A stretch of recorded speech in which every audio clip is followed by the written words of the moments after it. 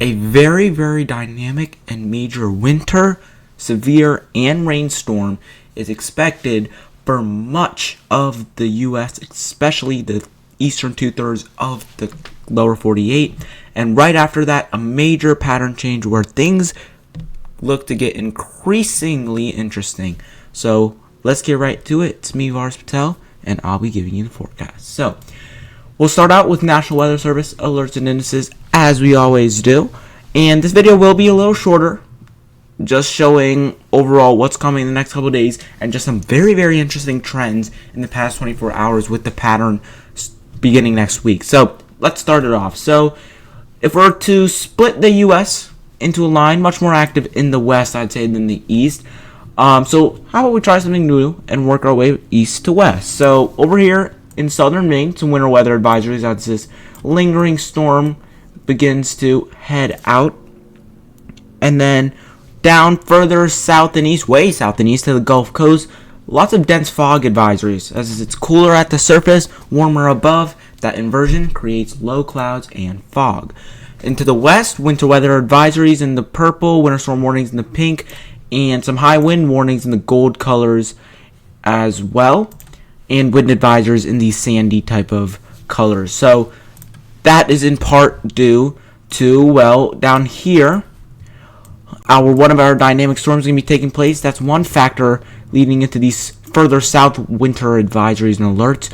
Another little low over here towards Vancouver is shifting south and east and is going to bring rain and snow to the Pacific Northwest. And then all in between, both low pressures and winter weather advisories as well, as this low continues to traverse south. And then in Southern California, it gets a break from all the atmospheric rivers that's been happening. Just some high wind advisories, high wind warnings and wind advisories in place. So let's kind of I'm going to walk you through the rest of this week and into the weekend, including that big dynamic storm. So here is our low pressure system moving offshore. This is why we saw some winter weather advisories in Maine, where the heaviest snow is currently occurring. This radar is a little behind 8 a.m., but it's heading out. For go to right now 4 p.m. Eastern Standard. See it heads out. Some actually rain switching over as you get some warm air advection, and overall just daytime moderation in temperatures. That heads out, and warm air advection does take place, as it's one of our first stages in the big dynamic low that takes place overnight. So this will start happening overnight, Wednesday into Thursday. Further south, here's one of your low. Here's some energy. This is the piece of energy that's going to get ready to eject north and east. And then up in the north, some general low pressure leading to some snow showers and high elevations. Heavier along the coastlines of it's heavier in western portions of Washington and Oregon, in higher elevations, of course, and heavy rains in lower elevations and across the shoreline. So if we were to continue this, excuse me, you start to see a low pressure take shape. Okay, this is that first kind of low. So you have the low right here, just taking these isobars into consideration. Your lows right here, it's kind of weakened, the piece of energy moves on, and you get another low to reform. Okay, so this is kind of going through, and boom, there's your low kind of popping off overnight Wednesday night. So there's your energy up there. You can't see it here, but you got energy over here as well. Both these kind of try to interact, and the storm overall amplifies, okay? And you'll see that kind of take place here. Actually, okay, this energy doesn't really do anything, kind of just heads up. It's mainly the energy, so, sorry, that was my fault.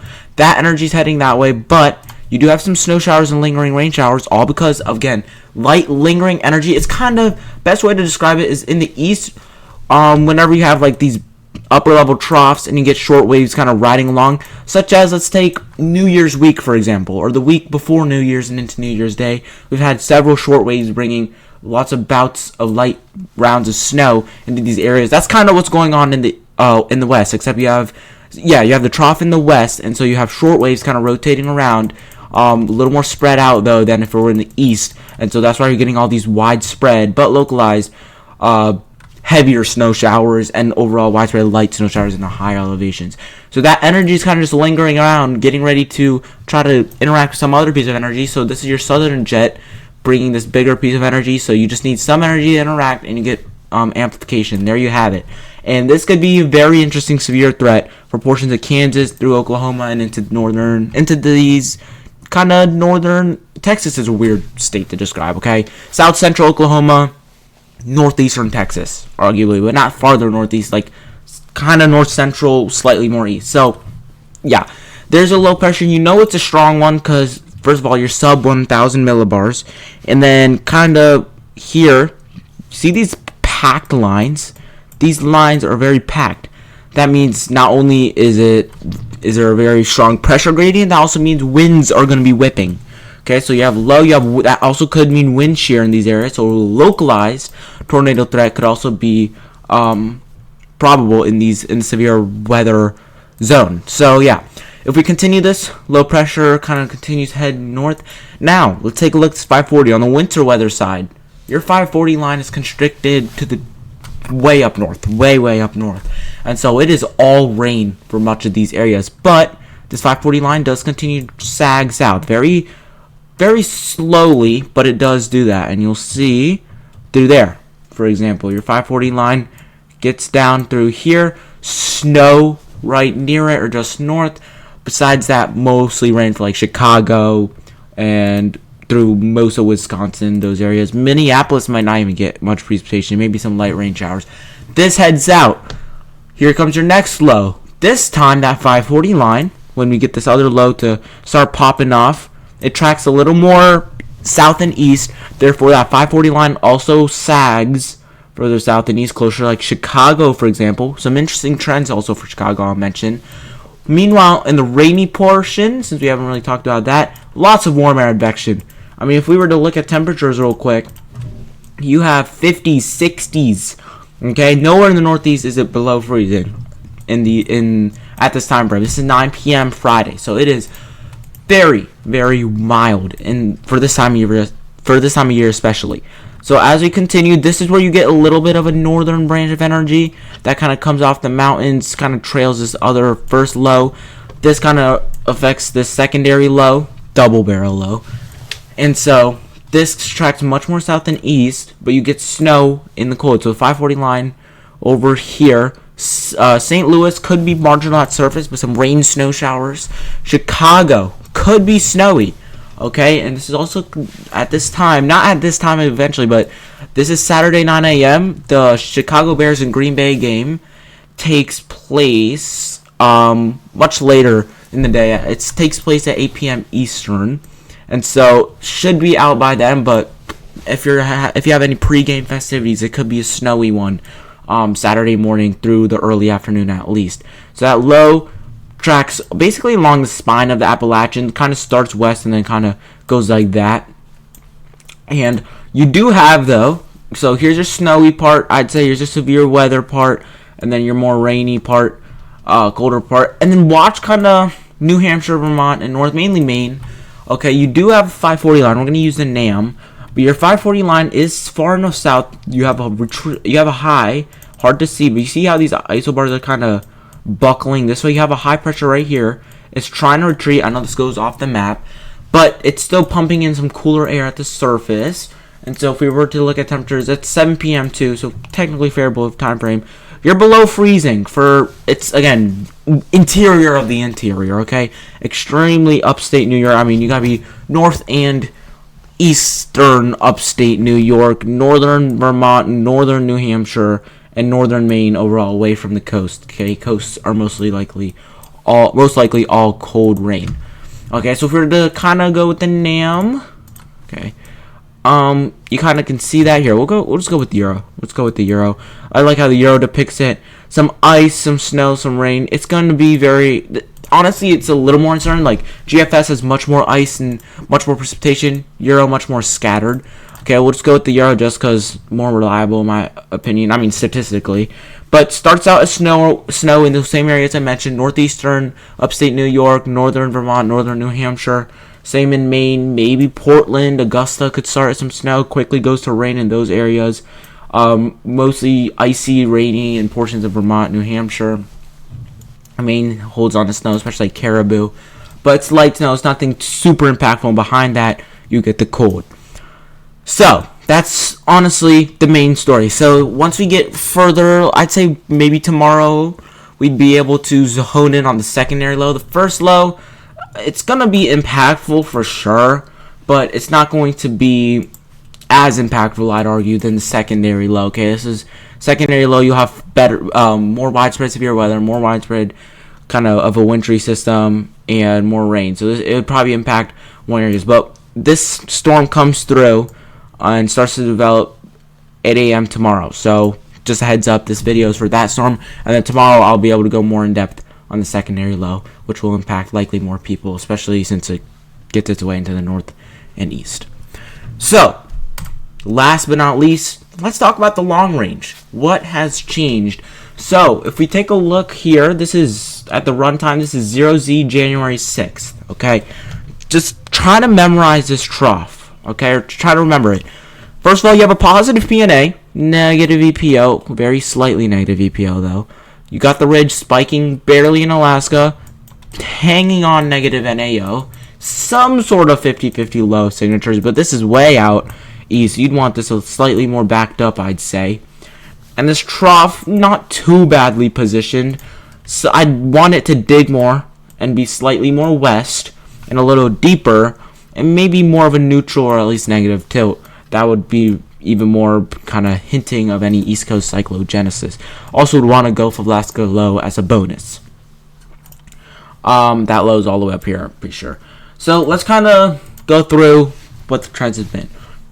0Z, 6Z, or okay, sorry, they go by 12-hour in 12-hour increments because the 6Z is cut down to shorter hours. So 0Z on January 6th, 12Z January 6th, 0Z January 7th, 12Z January 7th. So let me go back fast, okay? So boom, boom, boom, boom, boom, boom, boom, boom. There's very interesting trends, to say the least. What do I see? So first, what I see, this, first of all, positive PNA is spiking. It's very, very strong. Now, let's talk about the positives, like what I like to see if you want snow on the East Coast. For this ridge is strengthening, okay? It's trended way stronger, okay? That's the first thing, okay? Second thing, this trough backed up more west. You don't want it too west, but this is nice and west. Digs much more deeper too, because if we were to go back to the first run, it's very shallow. This looks much more of a deeper dig, and so that northern stream energy can actually get down, okay, and kind of interact with that southern stream, and you can get a piece of energy to pop off. So that's another thing I like. Another thing, very slight, I'd say, almost unnoticeable. Yeah, basically. 50-50 low tries to back up, I think, just a slightly more west. That's not as impressive. Negative NAO, slightly stronger, definitely, I'd say.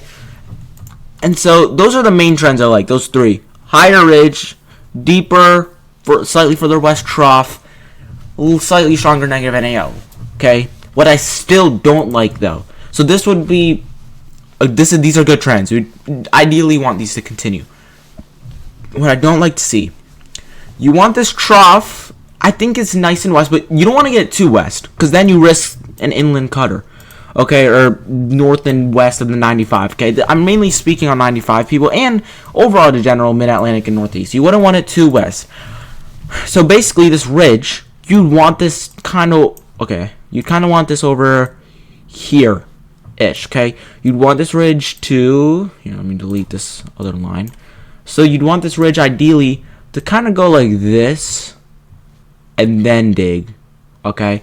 And so that would also force us to drop a little more east, which honestly, if this ridge has to get here in order for that to do that, I would rather like that rather than this dropping more west, because this does honestly look like this could be very close, whether it be coastal or come up the coast. But what I do like is northern. It digs though. It digs. Okay, if it was still shallow, I'd be more concerned. But it digs though, and so you can easily get that cyclogenesis, and you have a cold air tap. Okay, if you had ridging over this area, I mean you do have it north, but this screams this is the Arctic high, so you have fresh cold air. So even if this is a little more western, you have a cold air injection that could at least lead to, at the minimum, cold air damming. Excuse me. So that's the main two things I like. So, but what I would want is a ridge slightly more east, 50-50 low back further west, stronger NAO, maybe a Gulf of Alaska low, but yeah. So if the ridge kind of backs up further east, I don't know. I think I said west earlier. My bad. Then that Gulf of Alaska low could get in there. That would all serve for amplification. So what I do like though is still the ridge is stronger, trough is stronger. Overall, more amplification. It could amplify further. Same with the negative NAO. So yeah, those are the main three things I like. But very interesting trends. Okay, and there's been some crazy model runs. If you've seen social media, you know. If you know, you know. But yeah, that's about it. My throat's starting to get a little rashy. So, done enough talking for now. Watch these trends for the long range. Dynamic storm on the way. That's about it. See you guys in the next one. And have a great rest of your day.